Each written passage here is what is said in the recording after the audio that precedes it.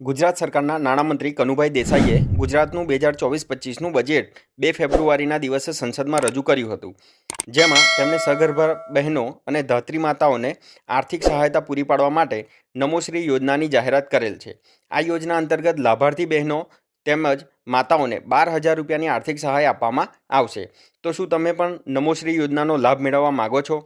તો આ યોજના વિશે સંપૂર્ણ જાણકારી આજે આપણે આ વિડીયોના માધ્યમથી જાણીશું, જેથી કરી તમે યોજના અંતર્ગત ઓનલાઈન અરજી કરીને આર્થિક સહાયતાનો લાભ મેળવી શકો. તો ચાલો જાણીએ કે આ યોજના શું છે અને તેનો લાભ કેવી રીતે મળશે. નમોશ્રી યોજનાનો ઉદ્દેશ્ય: એક અંદાજ મુજબ ગુજરાતમાં દર વર્ષે આશરે 12,000 નવજાત બાળકોનો જન્મ થાય છે, જેમાંથી ઘણા બાળકોને પોષણ ન મળવાના કારણે તેમનું મૃત્યુ થઈ જતું હોય છે. એટલા માટે ગુજરાત સરકાર તરફથી નમોશ્રી યોજના શરૂ કરવામાં આવેલ છે, જે પાછળનો મુખ્ય હેતુ નવજાત બાળકો તેમજ સગર્ભા બહેનોનો આરોગ્ય સુરક્ષા પ્રદાન કરવાનો છે. આ યોજના અંતર્ગત ગુજરાત સરકાર દ્વારા આગામી વર્ષ એટલે કે વર્ષ 2024-25 અંતર્ગત કુલ 750 કરોડ રૂપિયાનો ખર્ચ કરીને સગર્ભા બહેનો તેમજ માતાઓને 12,000 રૂપિયાની આર્થિક સહાય પહોંચાડવામાં આવશે.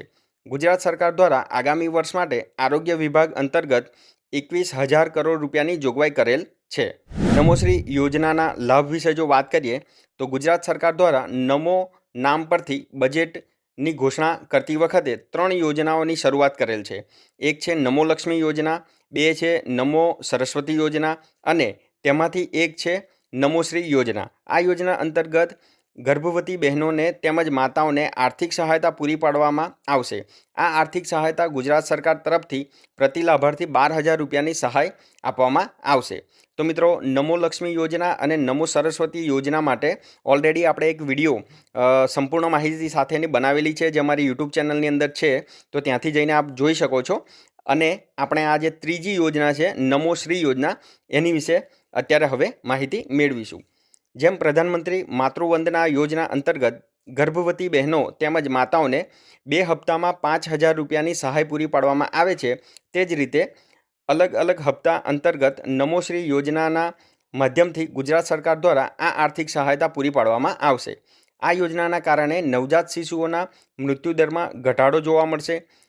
તેની સાથે સાથે ગર્ભવતી બહેનોની ડિલિવરી સમયે થતા મૃત્યુદરમાં પણ ચોક્કસપણે ઘટાડો જોવા મળશે. આ યોજનાના કારણે ગર્ભવતી બહેનો તેમજ નવજાત શિશુનું સ્વાસ્થ્ય વધુ સુરક્ષિત થશે. નમોશ્રી યોજનાની પાત્રતાની જો વાત કરીએ તો આ યોજનાનો લાભ ગર્ભવતી બહેનો તેમજ માતાઓને મળવાપાત્ર થશે. આ યોજના અંતર્ગત માત્ર ગુજરાતમાં રહેતી મહિલા જ લાભ મેળવી શકશે. અરજદાર મહિલા SC, ST કે NFSA પ્રધાનમંત્રી જન આરોગ્ય યોજનાની લાભાર્થી હોવી જરૂરી છે. આ સિવાય અન્ય માપદંડોની જાહેરાત ગુજરાત સરકાર દ્વારા આગામી સમયમાં કરવામાં આવશે. ઓનલાઈન અરજી કરવા માટે જરૂરી ડોક્યુમેન્ટની જો વાત કરીએ તો અરજદારનું આધાર કાર્ડ જોઈશે, જાતિનું પ્રમાણપત્ર, સગર્ભા હોવા માટેનું પ્રૂફ એટલે કે હોસ્પિટલ ડોક્યુમેન્ટ જોઈશે, માતાઓ માટે નવજાત શિશુનું જન્મ પ્રમાણપત્ર જોઈશે, અરજદારનો મોબાઈલ નંબર, અરજદારનો ફોટો, અરજદારની બેંકની ખાતાની ડિટેલ જોઈશે. નમોશ્રી યોજનામાં અરજી કરવાની પ્રક્રિયાની જો વાત કરીએ તો જો તમે આ યોજના માટે અરજી કરવા માંગતા હોય તો અમે તમને જણાવી દઈએ કે ગુજરાત સરકાર તરફથી હાલમાં માત્ર આ યોજનાની જાહેરાત કરવામાં આવેલ છે, પરંતુ આવનાર સમયમાં ગુજરાત સરકાર તરફથી યોજના અંતર્ગત ઓફિશિયલ વેબસાઇટ શરૂ કરવામાં આવશે.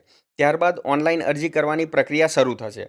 જ્યારે પણ આ યોજના અંતર્ગત ઓનલાઈન કે પછી ફોર્મના માધ્યમથી અરજી સ્વીકારવાની શરૂ થશે, ત્યારે તરત જ અમે તમને અપડેટ આપીશું.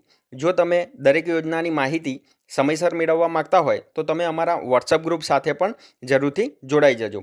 વોટ્સઅપ ગ્રુપમાં જોડાવા માટેની લિંક નીચે ડિસ્ક્રિપ્શનમાં આપેલ છે, તો ત્યાંથી આપ અમારા વોટ્સઅપ ગ્રુપમાં પણ જોડાઈ શકો છો. મિત્રો, જેડી ઇન્ફોટેનમેન્ટ યુટ્યુબ ચેનલ પર આવી જ ઉપયોગી માહિતી અમે આપતા રહીએ છીએ.